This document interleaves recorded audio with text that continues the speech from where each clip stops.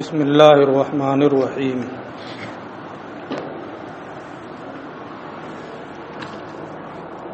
فإن قیل مقتضى کلمۃ لو انتفاء الثانی فی الماضی بسبب انتفاء الاول۔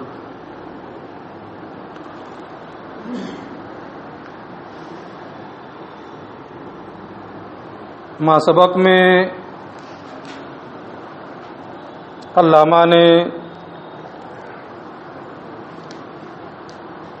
برہان تمانع کو پیش کیا ہے اور یہ فرمایا ہے کہ برہان تمانع کی جانب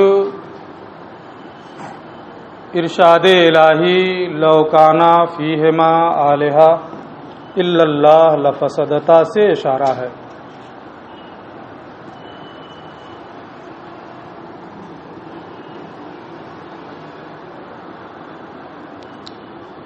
برہان تمانع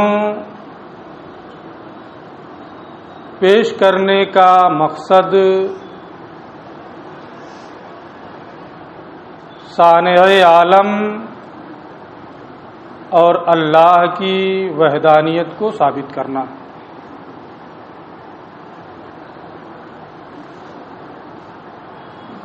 یعنی صانع عالم ایک ہے،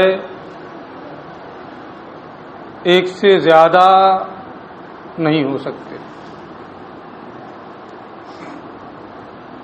اب جب برہان تمانع پیش کرنے کا مقصد تعدد صانع کو باطل کرنا اور اللہ عز و جل کی وحدانیت کو ثابت کرنا ہے، تو آیت کریمہ جو ہے جس سے برہان تمانع کی جانب اشارہ کیا گیا ہے، اس میں بھی یہی ہونا چاہیے کہ اس سے تعدد صانع باطل ہو جائے، اللہ کی وحدانیت ثابت ہو، کیونکہ آیت سے اسی کی جانب اشارہ ہے، برہان تمانع کی جانب، جیسا کہ انہوں نے بیان کیا۔ یہ کہتے ہیں کہ جس آیت کریمہ سے برہان تمانع کی جانب اشارہ ہے، اس سے تعدد صانع کا ثبوت نہیں ہو رہا ہے، تعدد صانع کے بطلان کا ثبوت نہیں ہو رہا ہے، عدم تعدد صانع یہ ثابت ہو جائے، وحدانیت ثابت ہو جائے، یہ نہیں ہو رہا۔ کیوں نہیں ہو رہا ہے؟ اس کو کتاب میں فَإِن قِيلَ، اگر یہاں یہ شبہ پیش کیا جائے کہ کلمہ لو کا مقتضا زمانہ ماضی میں اول کے منتفی ہونے کے سبب ثانی کا منتفی ہونا ہے، یعنی کلمہ لو جو ہے اس کی دلالت اس بات پر ہوتی ہے کہ جزو اول منتفی ہے، جزو اول کے منتفی ہونے کے سبب جزو ثانی نہیں پایا گیا۔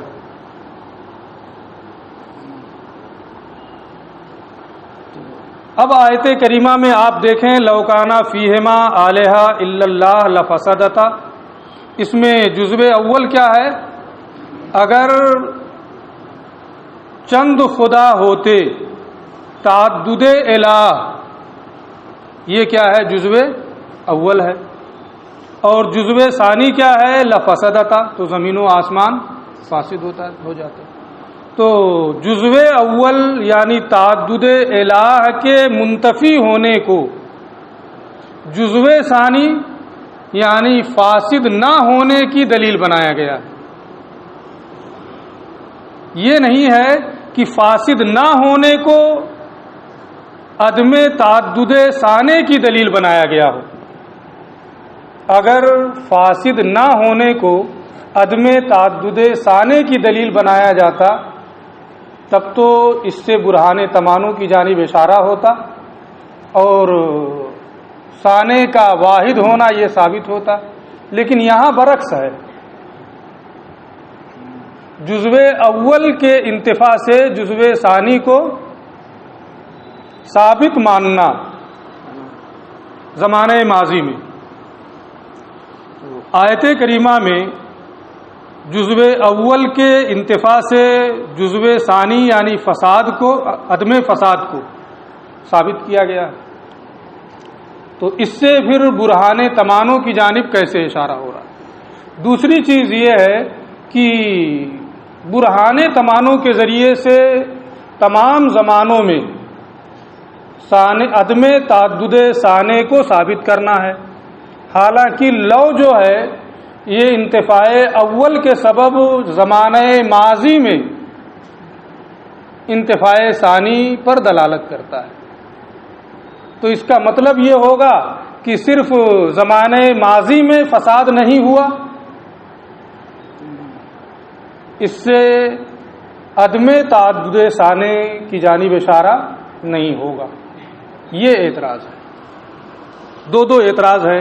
ایک تو یہ کہ یہاں عدم تعدد ثانے پر دلیل نہیں ہے بلکہ عدم فساد پر دلیل ہے، انتفاع اول سے انتفاع ثانی ہے. فلا یفید الا الدلالہ، اور جب لو کا تقاضا یہ ہے کہ وہ انتفاع اول کے سبب زمانہ ماضی میں انتفاع ثانی پر دلالت کرتا ہے تو یہ دلالت نہیں کرے گا مگر فساد کے نہ ہونے پر زمانہ ماضی میں، کہ زمانہ ماضی میں زمین و آسمان فاسد نہ ہوئے بسبب انتفاع تعدد الہ کے منتفی ہونے کے سبب. تو جزو اول کے انتفاع کے سبب زمانہ ماضی میں انتفاع فساد پر اس لو کی دلالت ہوگی. یہاں یہ معنی نہیں ہوگا کہ عدم تعدد ثانے ہے، اس لیے کہ وہ جزو اول ہے. اعتراض ہو گیا. یہ کہتے ہیں قلنا، ہم اس کا جواب دیں گے نام. آپ جو کہہ رہے ہیں کہ لو یہ انتفاع اول کے سبب زمانہ ماضی میں انتفاع ثانی پر دلالت کرتا ہے، یہ بات مسلم ہے، اس میں کوئی کلام نہیں ہے. لیکن یہی لغوی اور اصلی معنی ہے لو کا، لیکن کبھی کبھی یہ دوسرے معنی میں بھی استعمال ہوتا ہے. قلنا، ہم اس کا جواب دیں گے ہاں آپ جو کہہ رہے ہیں صحیح ہے. ھذا بحسب اصلی اللغہ، یہ لغت کے اصلی معنی کے اعتبار سے ہے، یہی اس کا اصلی اور لغوی معنی ہے کہ انتفاع اول کے سبب زمانہ ماضی میں انتفاع ثانی پر یہ دلالت کرتا ہے. لیکن قد یستعمل للاستدلال بانتفاع الجزاء علی انتفاع الشرط من غیر دلالت علی تعین زمان. لیکن ایسا بھی ہوتا ہے کہ لو کو استعمال کیا جاتا ہے جزو ثانی کے منتفی ہونے کے سبب جزو اول کے منتفی ہونے پر. جزا کے منتفی ہونے کے سبب شرط کے منتفی ہونے پر بھی بغیر کسی زمانے کی تعین کے، جزا کے منتفی ہونے کے سبب شرط کے انتفاع پر بھی لو کی دلالت ہوتی ہے. لو کا استعمال اس معنی میں بھی ہوتا ہے. تو جو جزا ہے وہ جزا جزو ثانی ہے، اور جو شرط ہے وہ شرط کیا ہے؟ جزو اول ہے. یعنی جس طریقے سے لو جزو اول کے انتفاع سے زمانہ ماضی میں جزو ثانی کے انتفاع پر دلالت کرتا ہے، ایسے ہی یہ بھی ہوتا ہے کہ جزو ثانی کے انتفاع سے جزا کے منتفی ہونے کے سبب جزو اول یعنی شرط کے انتفاع پر بھی لو کی دلالت ہوتی ہے، اور اس میں زمانے کی کوئی قید نہیں ہوتی ہے. جب لو اس معنی میں بھی استعمال ہوتا ہے اور یہاں اسی معنی میں استعمال ہوا ہے، یعنی جزو ثانی کے منتفی ہونے کی بنیاد پر جزو اول کے انتفاع پر دلالت ہو رہی ہے، یعنی زمین و آسمان کا عدم فساد. یہ دلیل ہے عدم تعدد ثانی کی. اس اعتبار سے، اس معنی کے اعتبار سے یہ آیت کریمہ برہان تمانوں کی جانب اشارہ کر رہی ہے، اور اس میں زمانے کی بھی کوئی قید نہیں ہے کہ زمانہ ماضی میں ہو، اس لیے ہر زمانے میں اس سے عدم تعدد ثانی کا ثبوت ہوگا۔ لیکن کبھی لو کا استعمال ہوتا ہے جزا یعنی جزو ثانی کے انتفاع کے سبب، شرط یعنی جزو اول کے انتفاع پر استدلال کے لیے، من غیر دلالت علی تعین زمان، کسی زمانے پر تعین کے ساتھ دلالت کے بغیر، کسی متعین زمانے پر دلالت کے بغیر۔ لہذا دونوں اعتراض کا جواب ہو گیا کہ اس میں زمانہ ماضی ہے اور انتفاع اول کے سبب انتفاع ثانی ہوتا ہے۔ ایک مثال کے ذریعے اس کو سمجھا رہے ہیں، کما فی قولنا، جیسے کہ ہمارے قول لو کان العالم قدیما لکان غیر متغیر، اگر عالم قدیم ہوتا تو ضرور وہ غیر متغیر ہوتا، لیکن غیر متغیر نہیں ہے اس لیے قدیم نہیں ہے۔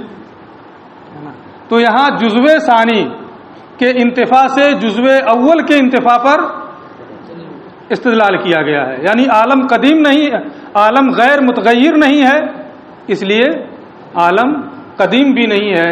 جیسے یہاں لو کا استعمال ہوا ہے، ایسے ہی آیت کریمہ میں بھی جزو ثانی کے انتفاع سے جزو اول کے انتفاع پر استدلال کے لیے استعمال ہوا ہے۔ والآیۃ من ھذا القبیل، آیت کریمہ اسی قبیل سے ہے۔ وقد یشتبہ علی بعض الاذہان احد الاستعمالین بآخر، کبھی بعض لوگوں کے ذہنوں میں دونوں استعمالوں میں سے ایک کا دوسرے سے اشتباہ ہو جاتا ہے، فیقع الخبط، اور پھر خبط واقع ہو جاتا ہے، دونوں کو ایک دوسرے میں ملا دینا یہ پا لیا جاتا ہے، اور پھر اعتراضات و جوابات کا سلسلہ چل پڑتا ہے۔ اس لیے دونوں استعمال کو سمجھنا چاہیے، اور موقع کی مناسبت کہاں کیا ہے اس کے اعتبار سے اس کا انطباق ہونا چاہیے۔ یہ بات پوری ہو گئی۔ القدیم، ادھر انہوں نے کہا تھا کہ واحد ہے، اور پھر اس کے بعد کہہ رہے ہیں القدیم، کہ وہ قدیم ہے۔ علامہ فرماتے ہیں ھذا تصریح بما علم التزاما، یہ صراحتاً اس چیز کو بیان کرنا ہے جس کا علم التزاماً ہو چکا ہے۔ اس سے جو بیان ہوا یہ پورا بیان، اس سے تو امکان ہی ہوتا ہے ھذا تصریح بما علم التزاماً، یہ اس چیز کو صراحتاً بیان کرنا ہے جس کا علم التزاماً ہو چکا ہے۔ کیسے؟ صانع عالم کے قدیم ہونے کا علم التزاماً ما سبق میں ہو چکا ہے، یہ کہتے ہیں اذ الواجب لا یکون الا قدیما، اس لیے کہ انہوں نے ما سبق میں یہ بیان کیا ہے کہ وہ واحد ہے، اور واحد ہے اس کا معنی کیا ہے؟ واجب لذات ہی ہے، یہ بیان کیا ہے، اور جو واجب لذات ہی ہوتا ہے وہ قدیم ہوتا ہے۔ اس لیے التزاماً ما سبق میں یہ بات سمجھ میں آ گئی ہے کہ وہ ذات قدیم بھی ہے، لیکن یہاں اس کو صراحتاً بیان کیا گیا۔ اذ الواجب لا یکون الا قدیما، کیونکہ جو واجب ہوتا ہے وہ قدیم ہوتا ہے۔ اے لا ابتداء لوجودہ، یعنی اس کے وجود کی کوئی ابتدا نہیں ہوتی ہے، یہ قدیم ہونے کا معنی ہے۔ اذ لو کان حادثا، اس لیے کہ جو واجب ہے اگر وہ قدیم نہ ہو تو قدیم نہیں ہوگا تو وہ حادث ہوگا، اور حادث ہوگا تو مسبوق بالعدم ہوگا، اور مسبوق بالعدم ہوگا تو وہ ممکن ہو جائے گا، اور جو ممکن ہوگا وہ غیر کی جانب محتاج ہوگا، اور جو غیر کی جانب محتاج ہو وہ واجب نہیں ہو سکتا ہے۔ اس لیے اگر واجب کو قدیم نہ مانا جائے تو اس کا ممکن ہونا محتاج الغیر ہونا لازم آئے گا، اس لیے جو واجب ہوتا ہے وہ بہرحال قدیم ہوتا ہے۔ اذ لو کان حادثا، اس لیے کہ اگر وہ قدیم نہ ہو بلکہ حادث ہو، مسبوقاً بالعدم، تو وہ مسبوق بالعدم ہوگا، اس سے پہلے وہ معدوم رہا ہوگا، اور جب پہلے وہ معدوم تھا تو جانب وجود کو ترجیح دینے کے لیے کسی مرجح اور علت کی ضرورت ہوگی، لکانا وجودہ من غیرہ، تو اب ایسی صورت میں وہ اپنے وجود میں اپنے علاوہ کسی دوسرے کا بدیہی طور پہ محتاج ہوگا۔ اور جب وہ محتاج ہوگا تو واجب نہیں رہ جائے گا، اس لیے واجب کا قدیم ہونا ضروری ہے۔ حتی وقع، اب یہاں یہ انہوں نے بیان کیا کہ جو واجب ہے وہ قدیم بھی ہوگا۔ اس سے بعض لوگوں کو یہ وہم ہوا کہ واجب اور قدیم میں ترادف ہے، دونوں ایک دوسرے کے مرادف ہیں۔ علامہ فرماتے ہیں کہ دونوں ایک دوسرے کے مرادف نہیں ہیں، کیونکہ ترادف کے لیے اتحاد فی المفہوم ضروری ہے اور دونوں کا مفہوم الگ الگ ہے۔ مصداق میں متحد ہونا، معنی اور مفہوم میں متحد ہونا، یہ ترادف کے لیے کافی نہیں ہوتا ہے، بلکہ ذات میں متحد ہونا، مصداق میں متحد ہونا یہ کافی نہیں ہوتا ہے۔ کہاں چلا گیا؟ حتی وقع فی کلام بعضہم، یہاں تک کہ بعض لوگوں کے کلام میں یہ واقع ہوا ہے ان الواجب والقدیم مترادفان، کہ واجب اور قدیم جو ہیں یہ دونوں، ان دونوں میں ترادف ہے، اس لیے کہ واجب قدیم ہی ہوتا ہے، تو جب واجب قدیم ہی ہوتا ہے تو ان دونوں میں ترادف ہوگا، لیکنہ لیس بمستقیم، لیکن ان لوگوں کا ترادف کا قول کرنا یہ درست نہیں ہے۔ کیوں درست نہیں ہے؟ للقطع بتغایر المفہومین، اس لیے اس بات کے یقینی ہونے کی وجہ سے کہ ان دونوں کے مفہوم میں تغایر ہے، اور ترادف کے لیے اتحاد فی المفہوم ضروری ہے۔ اگر اتحاد فی المفہوم نہیں ہے، دونوں مفہوم میں متحد نہیں ہیں، تو وہاں ترادف کا قول نہیں کیا جا سکتا ہے۔ واجب اور قدیم ان دونوں کا مفہوم الگ الگ ہے۔ واجب اسے کہتے ہیں جو اپنے وجود میں مستقل ہو، کسی غیر کا محتاج نہ ہو، اور قدیم اسے کہتے ہیں کہ وہ اس سے پہلے معدوم نہ رہا ہو۔ تو دونوں کا مفہوم الگ الگ ہے، اور جب اتحاد فی المفہوم نہیں ہے تو اس میں ترادف کا بھی قول نہیں کیا جا سکتا۔ لیکن لیس بمستقیم، لیکن ان کا ترادف کا قول کرنا یہ درست نہیں ہے۔ للقطع بتغایر المفہومین، دونوں مفہوم میں تغایر پائے جانے کے یقین ہونے کی وجہ سے کہ دونوں کا مفہوم الگ الگ ہے، اور جب دونوں کا مفہوم الگ الگ ہے تو ترادف کا قول نہیں کیا جا سکتا۔ وَإِنَّمَا الْكَلَامُ فِي التَّسَاوِي بِحَسْبِ الصِّدْقِ، ہاں صدق کے اعتبار سے، مصداق کے اعتبار سے ان دونوں میں تساوی میں کلام ہے کہ واجب اور قدیم ان دونوں میں اختلاف ہے کہ ترادف کی نسبت ہے یا تساوی کی نسبت ہے۔ تو بعض علماء نے یہ کہا کہ ان دونوں میں ترادف کی نسبت ہے، ایک قول ہو گیا، علامہ نے اس کا رد کر دیا۔ یہاں سے دوسرے قول کی تفصیل یہ پیش کر رہے ہیں کہ وَإِنَّمَا الْكَلَامُ فِي التَّسَاوِي بِحَسْبِ الصِّدْقِ، صدق کے اعتبار سے دونوں میں تساوی کے سلسلے میں بہرحال گفتگو ہے کہ چونکہ دونوں ایک ذات پر صادق آتے ہیں، تو اگرچہ دونوں کا مفہوم الگ الگ ہو، اگر دونوں کا صدق ایک ذات پر ہوتا ہے تو یہ کہا جاتا ہے کہ ان دونوں میں تساوی کی نسبت ہے۔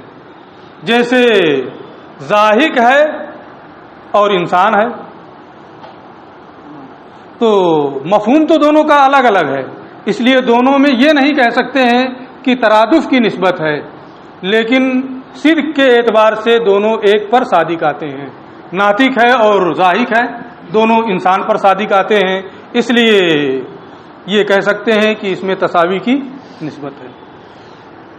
تو مصداق کے اعتبار سے، صدق کے اعتبار سے ان دونوں میں تساوی کے سلسلے میں بہرحال کلام ہے۔ اب جب تساوی کے بارے میں کلام ہے تو کس نے واجب اور قدیم میں تساوی کی نسبت کا قول کیا ہے، اس کو یہ بیان کریں گے۔ اور پھر ایک چیز یہاں اور بھی ہے کہ بعض علماء اس بات کی جانب گئے ہیں کہ نہ تساوی ہے نہ ترادف ہے، بلکہ عام خاص مطلق کی نسبت ہے، عام خاص مطلق کی نسبت ہے، اور اس کو یہ نیچے دو، اس کو بھی بیان کریں گے۔ تو کل 3 اقوال ہوئے، ترادف کا، تساوی کا اور عام خاص مطلق کا۔ فإن بعضهم، تو بعض علماء اس بات کی جانب گئے ہیں، الا ان القدیم عام من الواجب، کہ قدیم واجب سے عام ہے، یعنی جو بھی قدیم ہوگا وہ واجب ہوگا، لیکن جو واجب ہو قدیم بھی ہو یہ کوئی ضروری نہیں۔ تو فإن بعضهم، بعض علماء اس بات کی جانب گئے ہیں کہ قدیم یہ عام ہے اور واجب سے عام ہے، لصدقہ علی صفات الواجب، کیوں یہ قدیم عام ہے اور واجب خاص ہے؟ اس کو یہ مثال سے سمجھا رہے ہیں، کیونکہ قدیم یہ صفات واجب پر بھی صادق آتا ہے۔ اللہ عز و جل کی جو صفات ہیں وہ صفات بھی کیا ہیں؟ قدیم ہیں، بخلاف الواجب، برخلاف واجب کے، کہ واجب تعالیٰ کی جو صفات ہیں ان پر واجب کا صدق نہیں ہوتا ہے۔ تو صفات باری تعالیٰ جو ہیں وہ قدیم تو ہیں لیکن وہ صفات واجب نہیں ہیں۔ تو اب قدیم کا صفات باری تعالیٰ پر صدق ہوا لیکن واجب کا اس پر صدق نہیں ہو رہا ہے، اس لیے قدیم عام اور واجب یہ کیا ہے؟ خاص ہے۔ صفات باری تعالیٰ پر واجب کا صدق کیوں نہیں ہو رہا ہے اس کا بیان نیچے ہو سکتا ہے۔ بخلاف الواجب، برخلاف واجب کے، فإنہ لا يصدق علیہا، تو واجب یہ صفات باری تعالیٰ پر صادق نہیں آتے ہیں۔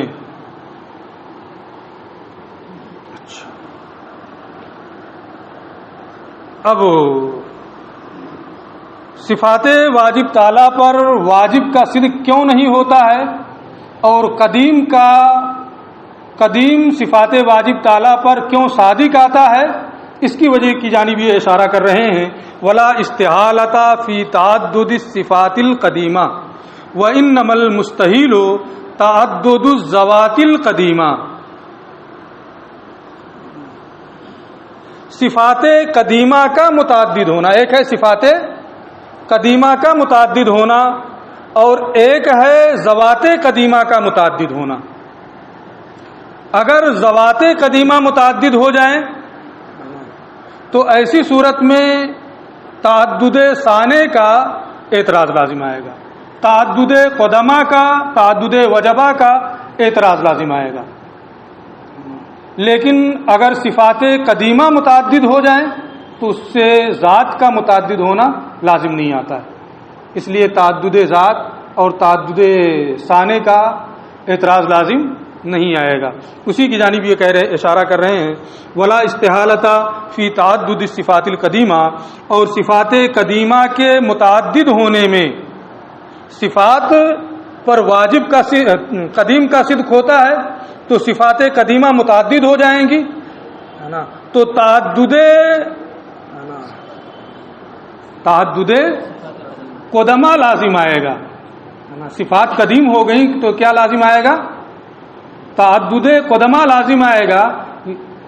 صفات کے نہیں ذوات کیوں قدیم ہوں گی؟ صرف تعدد قدمہ یعنی صفات کے اعتبار سے، صفات ایک ہے صفت اور ایک ہے ذات، تو قدیم کا جو لفظ ہے یہ قدیم کا صدق صفات پر ہوتا ہے، قدیم کا صدق صفات پر ہوتا ہے۔ تو جب صفات قدیم ہوں گی تو تعدد صفات قدیمہ یہ لازم آئے گا نا، صفات قدیمہ کا متعدد ہونا لازم آئے گا، ذوات قدیمہ کا متعدد ہونا لازم نہیں آئے گا۔ اور اگر صفات قدیمہ میں تعدد ہو جائے تو اس سے ثانے کی ذات میں تعدد ہو جائے یہ لازم نہیں آتا، اس لیے صفات کا قدم سے متصف ہونا یہ جائز ہے۔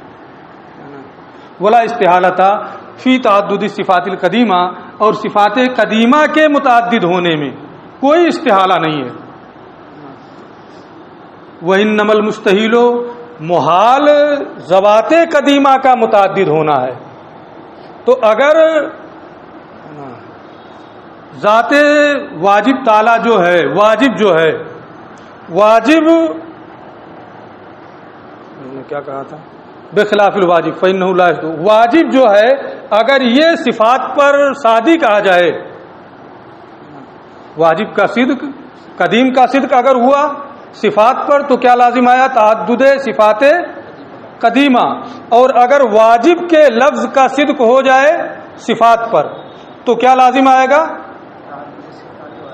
تعدد صفات واجبہ، یعنی تعدد وجبہ لازم آئے گا.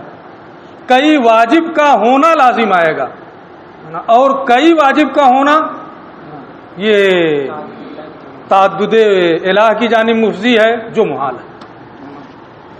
وَإِنَّمَا الْمُسْتَحِيلُ، اور محال وہ ذوات قدیمہ کا متعدد ہونا ہے، صفات قدیمہ کا متعدد ہونا یہ محال نہیں ہے. اس لیے قدیم کا جو لفظ ہے یہ صفات واجب تعالیٰ پر تو صادق آئے گا، لیکن واجب کا جو لفظ ہے یہ صفات واجب تعالیٰ پر صادق نہیں آئے گا. اور جب قدیم کا لفظ صفات پر صادق آتا ہے، واجب کا لفظ صفات پر صادق نہیں آتا ہے، تو قدیم یہ عام ہوگا اور واجب یہ کیا ہوگا؟ خاص ہوگا. یہ ایک قول ہو گیا کہ ان دونوں میں عام خاص مطلق کی نسبت ہے. وفی کلام بعض المتاخرین، اور بعض متاخرین کے کلام میں ہے کل امام حمید الدین الزریر رحمہ اللہ. اس میں الزریری لکھا ہوا ہے لیکن مجھے زریری کہیں ملا نہیں، زریر ہی ان کی نسبت ملتی ہے نا. تو کل امام حمید الدین الزریر رحمہ اللہ، جیسے امام حمید الدین زریر رحمۃ اللہ تعالی علیہ، ومن تبعہ، اور ان کے متبعین. تو اب پھر اوپر سے وفی کلام بعض المتاخرین تصریح، بعض متاخرین مثلا امام حمید الدین اور ان کے متبعین کے کلام میں اس بات کی تصریح ہے، اس بات کی صراحت ہے بأن الواجب الوجود لذاته هو اللہ تعالی و صفاتہ،